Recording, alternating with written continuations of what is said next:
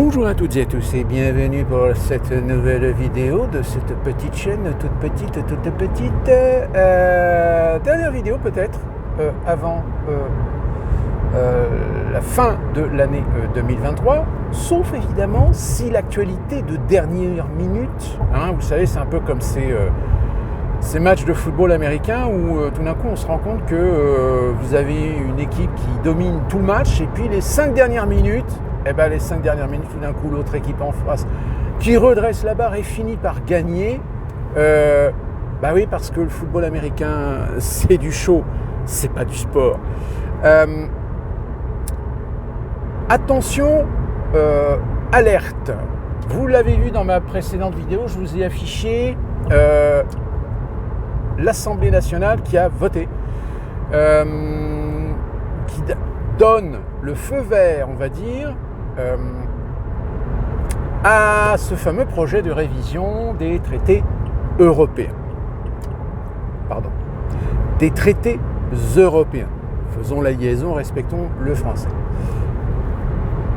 Ce texte, ce vote a eu lieu le 29 novembre, et donc on est quand même fin décembre, donc ça veut dire que quand même, il est passé carrément en dessous les radars.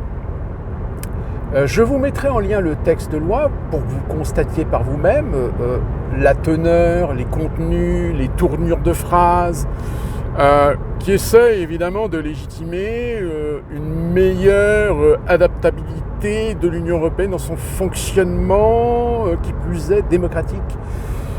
Mais comme je vous l'avais expliqué, vous pouvez installer dans des textes, par exemple, le recours au référendum européen.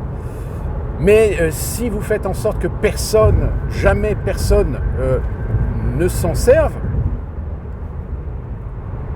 c'est un peu comme en France, pareil. À l'Assemblée nationale, même si vous avez 3 gus et 2 tondus qui lancent un projet de référendum, ça reste l'Assemblée nationale avec une majorité de gens qui ne veulent plus de référendum. Ils ne veulent pas qu'on demande son avis au peuple. Parce qu'évidemment, sur n'importe quelle question, l'avis du peuple finirait par aller à l'encontre de leur intérêt. Donc cette fameuse loi donne son aval à l'exécutif pour réunir le Congrès et ratifier le texte, et ainsi officiellement donner au nom de la France à Bruxelles l'autorisation de lancer le travail de révision des traités. Normalement, tous les pays européens doivent faire de même.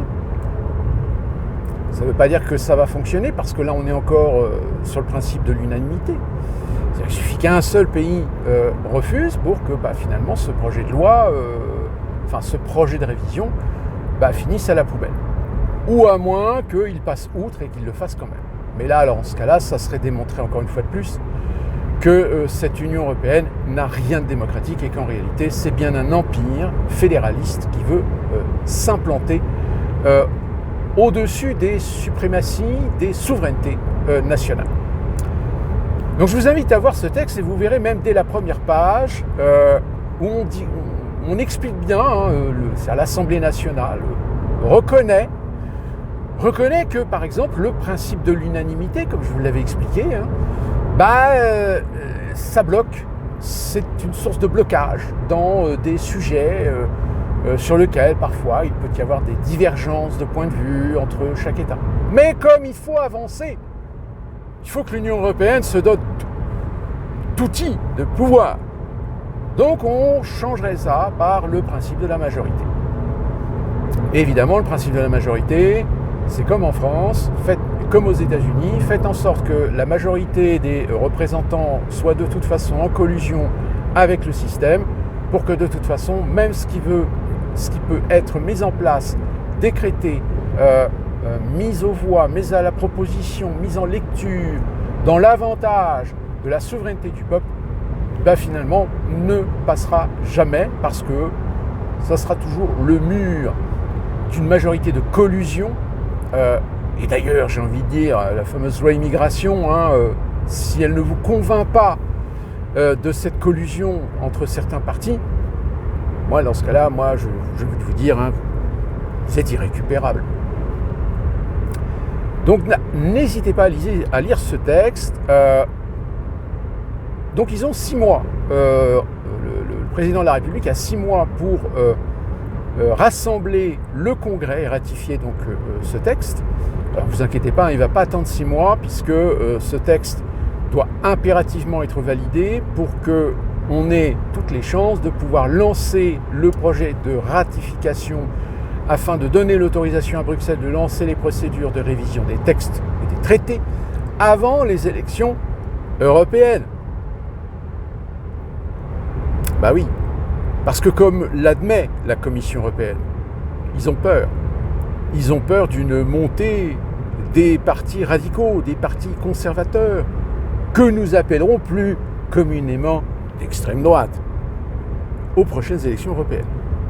Donc, vite, il faut absolument changer les règles du jeu, de telle manière à ce que même si le Parlement européen se dote, c'est peut-être pas forcément, c'est assez utopique, mais démontre qu'il y a une montée très claire des partis nationalistes, des partis d'extrême droite, des partis conservateurs, des partis souverainistes, populistes.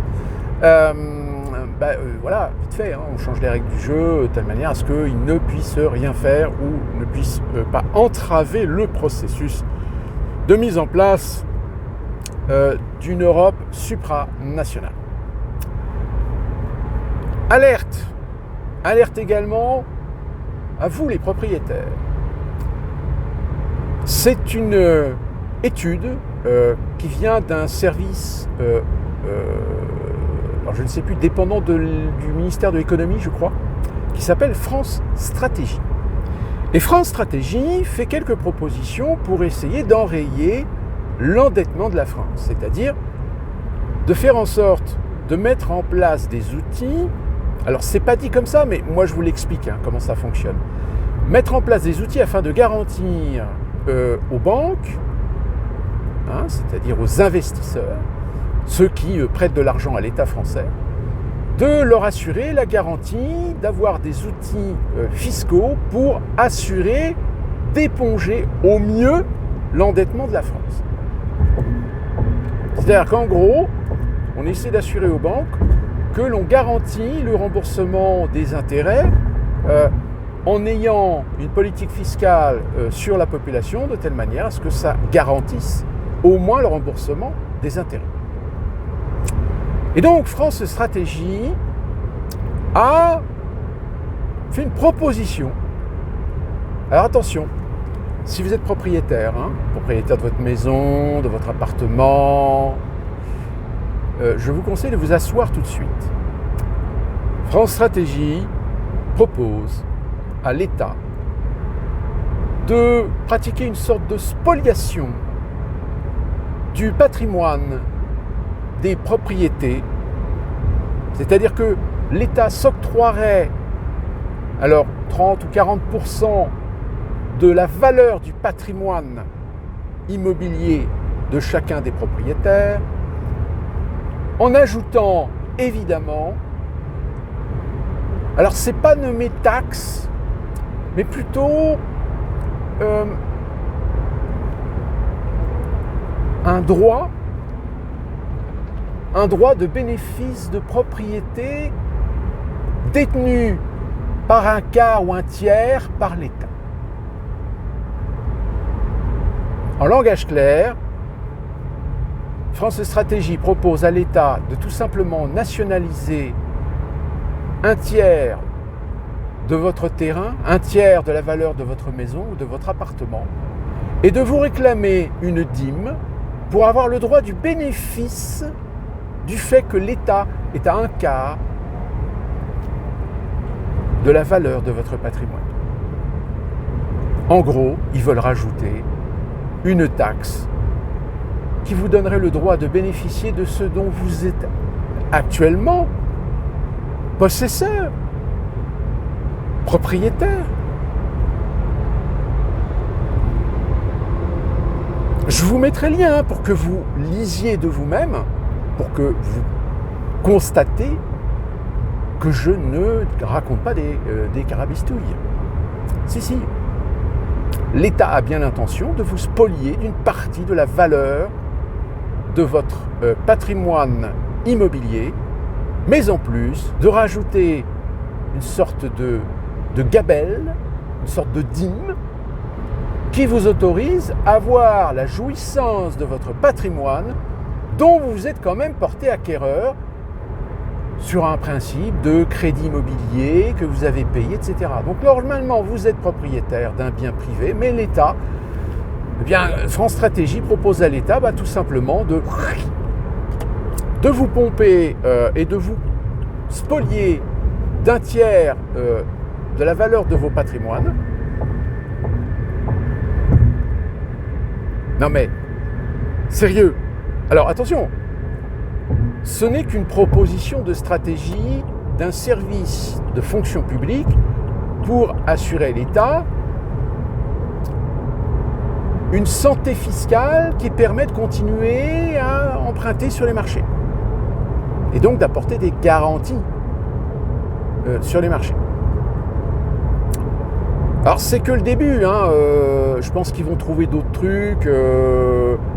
Je vous rappelle par exemple que maintenant ceux qui ont acheté des voitures électriques, qui pensaient qu'ils allaient pouvoir charger leur voiture électrique chez eux sans payer de taxes, eh bien malheureusement la globalisation du système intelligent qu'on appelle plus vulgairement l'ENKI va permettre à Engie de déterminer un pic de consommation électrique qui démontrera, qui prouvera que vous possédez une voiture électrique et que par conséquent vous recevrez chez vous une taxe que vous devez payer sur l'usage d'une voiture électrique.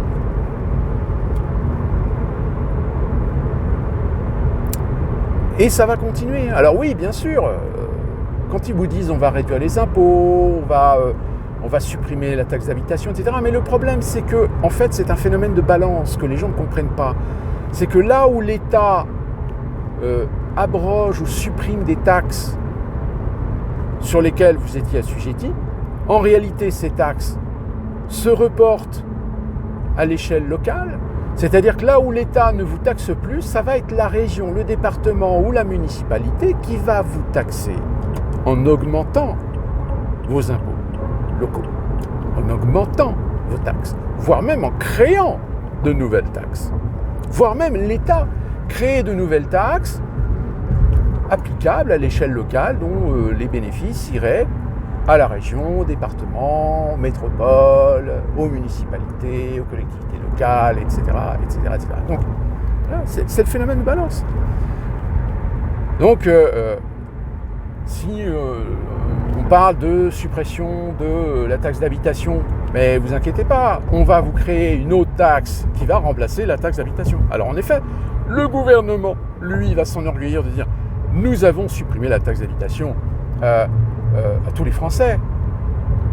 Mais en réalité, ils ont récupéré ce qu'ils avaient perdu en taxe d'habitation en créant une autre taxe. Ou en diluant une autre taxe, en augmentant par exemple la TVA sur certains produits, en augmentant la TVA sur des matières premières, sur les factures énergétiques, etc. C'est le principe des balances. Donc ne croyez jamais que ce soit l'État ou les politiciens locaux à la tête des régions, des départements, quand ils vous disent on va supprimer telle taxe, on va abroger telle taxe, on va supprimer tel impôt, etc. Regardez, vous allez pouvoir avoir un peu plus de pouvoir d'achat, etc. Non, vous n'aurez pas plus de pouvoir d'achat parce qu'ils récupéreront ce qu'ils ont, le manque à gagner sur d'autres taxes. Sauf que l'endettement de la France, je rappelle, vous êtes à 3 000 milliards, je crois, 110% du PIB. Et encore, 110% du PIB, ce ne sont que les endettements publics. Ça n'inclut pas les endettements privés. Si on en rajoute les endettements privés, je crois qu'on atteint les 185% du PIB.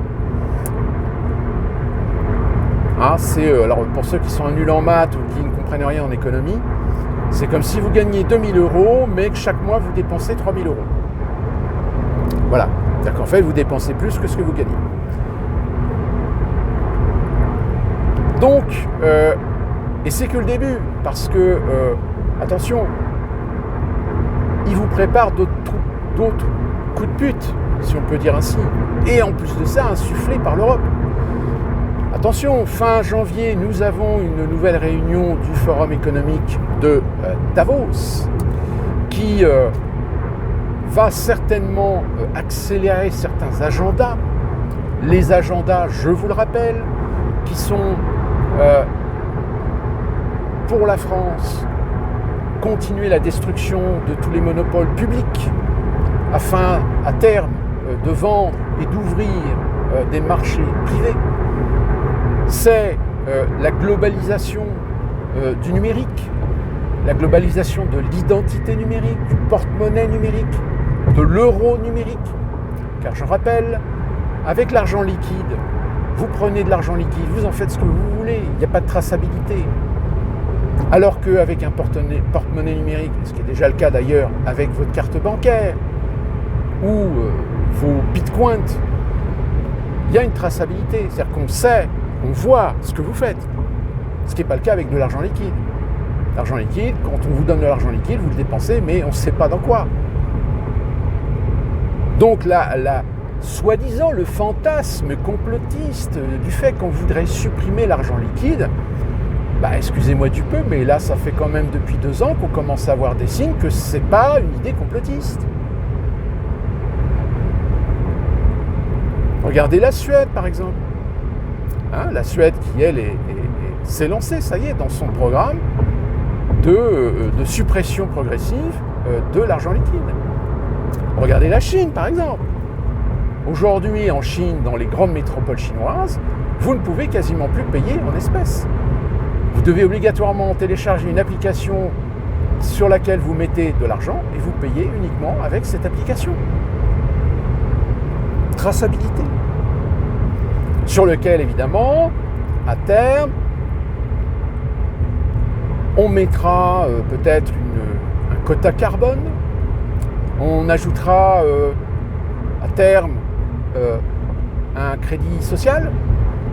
Vous savez, crédit social, c'est que si vous n'êtes pas un bon élève, hop, vous perdez des points. Et suivant le nombre de points que vous gagnez ou vous perdez, ça vous donnera accès à des droits, à des libertés, etc. Mais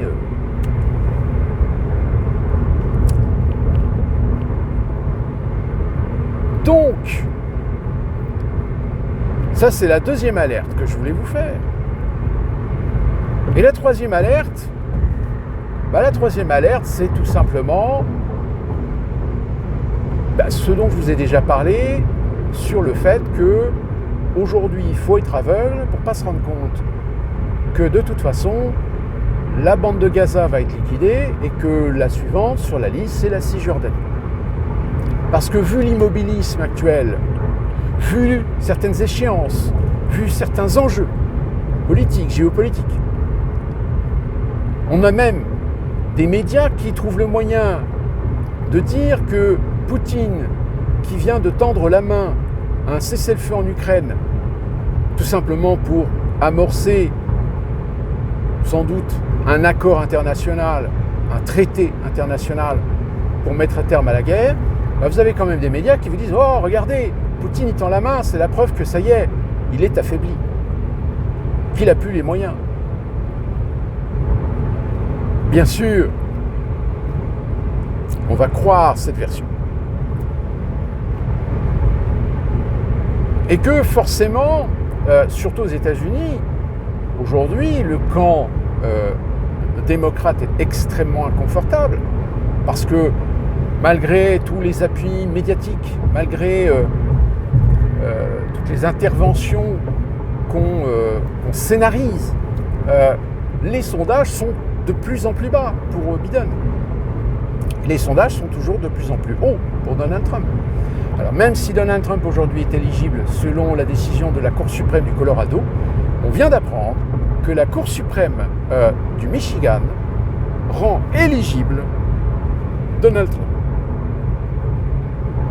Donc là, ça y est, la petite guerre est lancée au niveau des cours suprêmes d'État pour savoir si oui ou non Donald Trump est éligible ou non. Alors à terme, évidemment, ça va amener certains États à demander à la à la Cour suprême fédérale, celle qui est à Washington, de statuer, de dire est-ce que l'implication qui est faite de Donald Trump sur les événements du 6 janvier 2020 le rend inéligible ou pas pour être candidat aux élections présidentielles de 2024. Or, en l'état des processus, en l'état actuel des avancées, des procès, dont d'ailleurs vous remarquerez qu'on n'en parle même pas, forcé qu'on n'en parle pas parce que les accusateurs publics ont considérablement du mal à faire la démonstration, la preuve irréfutable de la culpabilité de Donald Trump concernant l'affaire du 6 janvier. Et que par conséquent, aujourd'hui, chez certains politiciens, il y en a certains qui se disent de toute façon, on ne va pas avoir le choix. Puisque déjà, dans les prétendants républicains, il y en a un, ça y est, il a baissé pavillon. Mais il a baissé pavillon en espérant peut-être qu'il trouverait une place pour se recaser soit dans l'administration, alors peu importe du candidat qui sera élu républicain à la Maison-Blanche, voire peut-être, pourquoi pas, devenir le vice-président de Donald Trump. Mais voilà, peut-être que là j'affabule complètement, mais l'avenir nous le dira. Et donc, ça fait quand même depuis le 7 octobre, enfin plus précisément depuis le 8 et 9 octobre, depuis que Israël donc, a lancé son attaque contre Gaza,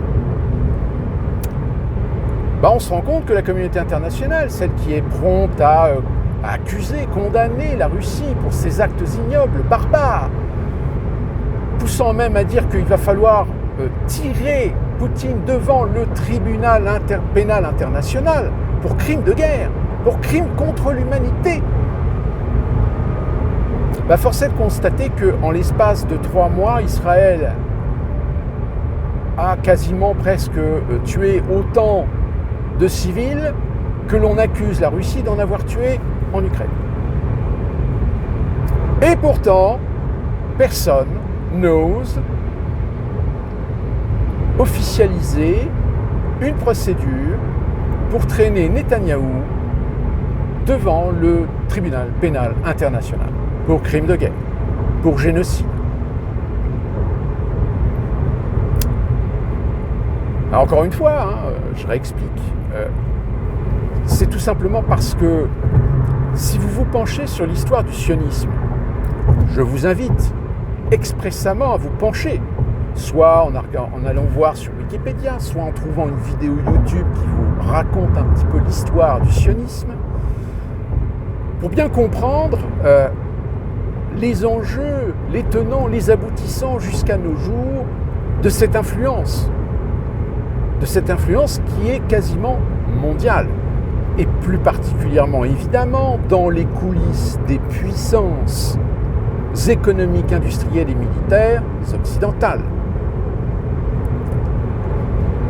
Le fait est, c'est que même quand Biden ose quand même de dire « Ah oui, mais si vous continuez, rendez-vous compte qu'Israël, vous allez perdre des soutiens de plus en plus à l'échelle internationale », est-ce que c'est ce qu'on attend d'un président des États-Unis d'Amérique que l'on a considéré pendant pas mal d'années être le gendarme du monde, être le défenseur de la démocratie, des droits de l'homme? Non, parce que c'est juste du slogan, c'est juste de la com. Parce que dans les actes, évidemment que dans les actes, il n'y a rien, il ne se passe rien. Macron, pareil. Oui, c'est dramatique, c'est inacceptable. Il faut absolument trouver un consensus. Il faut absolument faire comprendre à Netanyahou que ce qu'il fait, c'est pas bien. Oui, sauf que Netanyahou, lui, il sait qu'il est protégé, il sait qu'il est couvert, comme il sait qu'il est infusible, pareil. Donc il continue, il va même continuer encore pire, puisque on apprend que récemment, il a fait une visite dans une ville de la bande de Gaza, qu'il a pu constater par lui-même le travail accompli, mais que c'est pas suffisant, et qu'on va augmenter la pression sur les Hamas. bien évidemment sous-entendant que si tu augmentes la pression sur la masse, c'est-à-dire que tu vas continuer à bombarder des zones civiles, à tuer des femmes, des enfants, etc., etc. Et la communauté internationale, elle fait semblant de « Ah, c'est pas bien, non, c'est pas bien, rendez-vous compte ». On pousse des gens à manifester dans la rue, mais pareil, ces gens-là, j'ai envie de leur dire, vous pouvez manifester tous les jours. Cause toujours, tu m'intéresses. Donc il y a un moment donné, la manifestation, elle ne sert à rien. La contestation ne sert à rien. Puisque vous avez donné le pouvoir à des gens qui, en réalité, se foutent royalement de votre avis, pire, vous trahissent constamment sur des belles promesses. Et alors évidemment, ça, aux États-Unis, ça n'arrange pas les affaires des démocrates parce que déjà que l'affaire BLM, ça a quand même foutu un coup dans l'électorat afro-américain progressiste. Et qu'aujourd'hui, la question qu'on se pose aux États-Unis, c'est dans les communautés, quelle est la proportion de gens qui pourraient éventuellement voter Donald Trump ou Joe Biden ?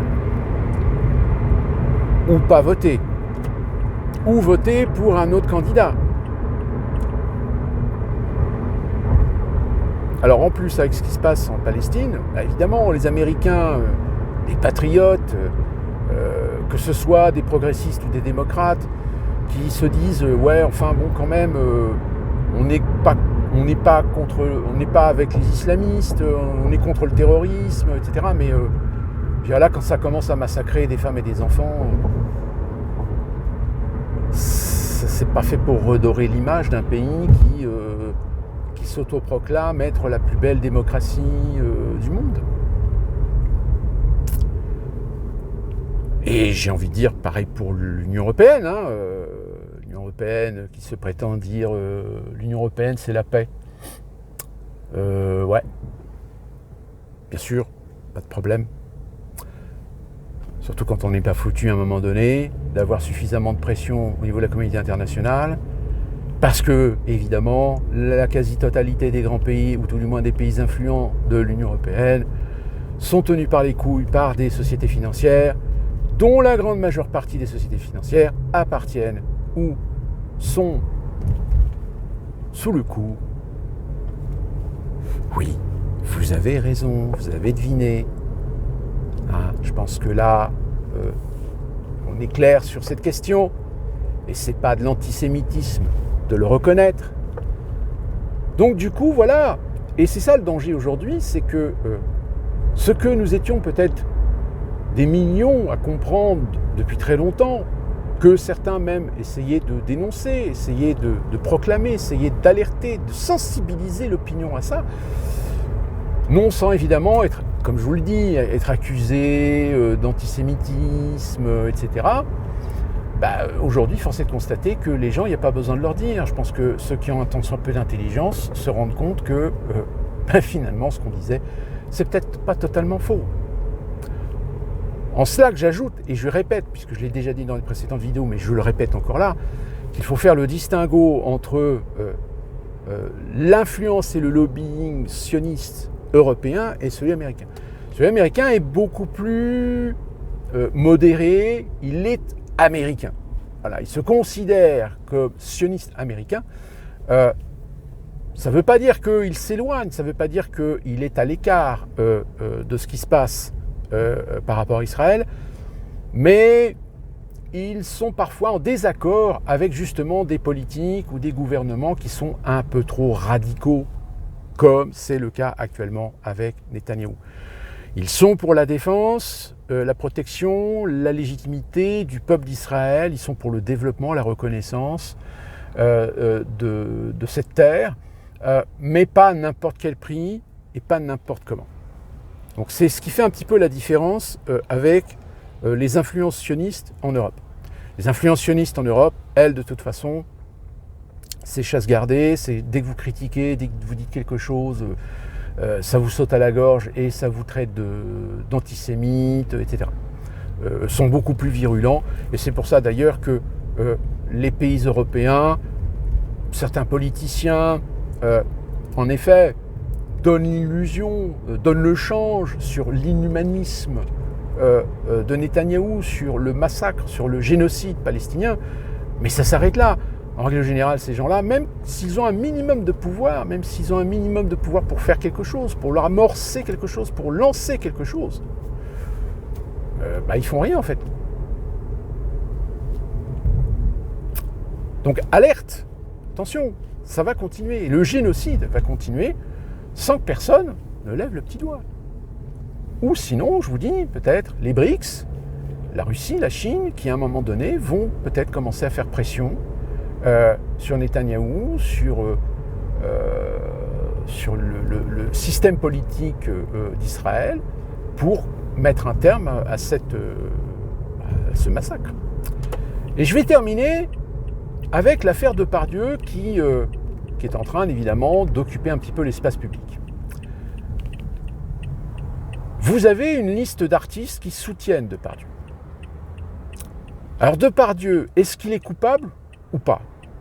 Alors, je vais vous dire une chose.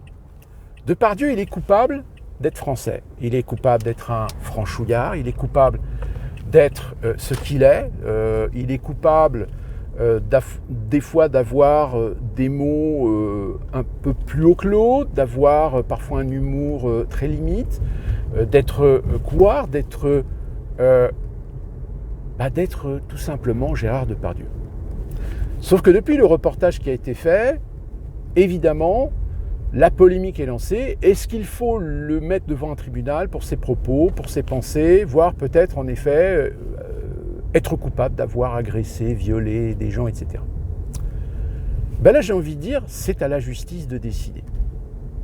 Sauf que malheureusement, encore une fois de plus, on se rend compte que les réseaux sociaux arrivent par être beaucoup plus puissants, beaucoup plus forts. Et là maintenant, c'est une guerre fratricide pour s'attaquer à tous ceux qui ont fait cette liste de gens qui ont soutenu. Et là, c'est la déferlante. C'est la déferlante des MeToo contre tous ces artistes. De toute façon, on le sait, la sphère artistique française, c'est des salopards, ils aiment des orgies, c'est des pédophiles, etc. C'est-à-dire que là, on a tous les amalgames. Alors, attention, je ne dis pas que ça n'existe pas dans ces milieux. Je ne dis pas que dans les milieux bobos artistiques, de gauche, etc., il n'y a pas des déviants, il n'y a pas des dérives. Elles existent. Mais là encore, c'est au rôle d'un journalisme éthique de faire la dénonciation. Mais là encore, je pense qu'il y a beaucoup de journalistes qui, à un moment donné, ont pu investiguer, ont pu définir un certain nombre de gens, mais qu'il y a eu des pressions. Mais je pense que malheureusement, il y a eu des pressions sur ces rédactions pour ne pas publier les articles. Donc vous comprendrez que tout d'un coup, quand vous avez une chaîne de télévision publique par l'intermédiaire d'une émission qui s'appelle Enquête exclusive, je crois, c'est ça, et qui s'est déjà attaqué à Hanouna, qui s'attaque maintenant à Gérard Depardieu. J'ai envie de dire, c'est très clairement une vendetta de la part de gens de gauche qui ont le pouvoir sur France Télévisions contre des personnages qui dérangent. Et on veut détruire la notoriété, on veut détruire la réputation de ces gens en faisant ces fameux reportages. Alors je ne sais pas qui va être le prochain sur la liste. Allez savoir. Il y a une guerre médiatique aujourd'hui. Il y a une guerre médiatique entre les bien-pensants et les conservateurs. Les attaques contre Bolloré, la chute de Altis, de Draghi, BFM TV, qui de toute façon, je pense qu'ils se doutent bien que tôt ou tard, ils vont finir par être vendus. Le fait que BFM ait perdu son monopole, sa première place de chaîne info, que c'est CNews qui les a dépassés. Donc attendez-vous à ce que CNews s'en prenne encore plus plein la gueule, parce que évidemment la bien-pensance parigo bobo de gauche est en hargne, est en haine. Je pense que cette guerre médiatique, elle va avoir une conséquence, c'est qu'elle va évidemment avoir comme conséquence d'altérer l'information, d'altérer la perception de l'information par l'opinion. Donc, je pense que tout ce qui va sortir maintenant de France Télévisions, on a vu l'exemple de Cohen, par exemple, avec sa petite diatribe sur l'affaire Thomas, qui a fait beaucoup parler sur Internet. Que ce soit CNews, que ce soit BFM, que ce soit LCI, TF1, LCI, c'est la même chose. Il va falloir prendre les choses avec des pincettes et avec beaucoup de recul. Malheureusement, la France est faite aujourd'hui de gens qui sont dans la facilité, qui se contentent de boire ce qu'on leur dit et de répéter comme des perroquets ce qu'on leur dit. Et qui, malheureusement, dans des débats, n'ont pas les arguments, n'ont pas la structure, n'ont pas la compétence, n'ont pas les connaissances, n'ont pas la culture pour réellement débattre. Et c'est ces gens-là qui, à un moment donné, finissent par vous traiter d'extrême droite, de complotistes, d'antivax, de tous les noms d'oiseaux qu'ils peuvent trouver pour essayer de sauver leur crédibilité ou tout du moins sauver leur position. Donc en 2024, la guerre va être encore plus fratricide, va être encore plus terrible, plus brutale, plus violente. Parce qu'il y a des enjeux derrière. Des enjeux de protectionnisme de ce nouvel ordre mondial. Des enjeux de protectionnisme de ce fameux grand reset. Parce que très clairement, ce dont je vous parle de certains sujets, ce sont des piliers qui vont servir au grand reset. Et je vais terminer par cette information. Souvenez-vous, je vous avais fait une vidéo sur le livre de Schwab, Covid-19, le grand reset, où il parlait, en reprenant des données de l'OCDE, sur la disparition de certains métiers au profit de l'automatisation, au profit de l'intelligence artificielle, au profit du numérique.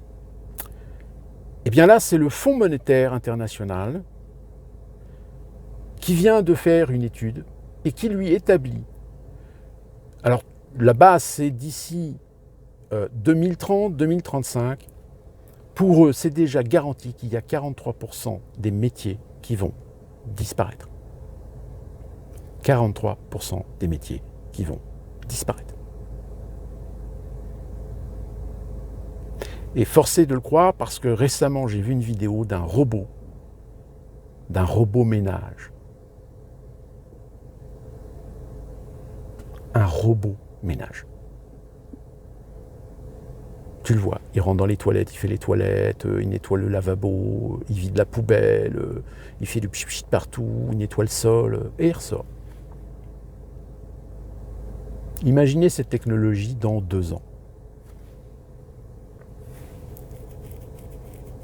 Il y a des gens, si vous avez des métiers où vous savez que la technologie, où vous savez que la robotisation, la dématérialisation, etc., c'est des sujets dont on entend parler vaguement dans les couloirs, que vos représentants syndicaux, que votre patronat, vos dirigeants en parlent, suggèrent, le laissent sous-entendre. Eh bien, je serais vous, je commencerai à m'inquiéter, je commencerai à réfléchir à une reconversion. Parce que ça va aller très, très, très vite. Attention, danger. D'ici là, qu'on se retrouve pour une prochaine vidéo, peut-être l'année prochaine. Portez-vous bien.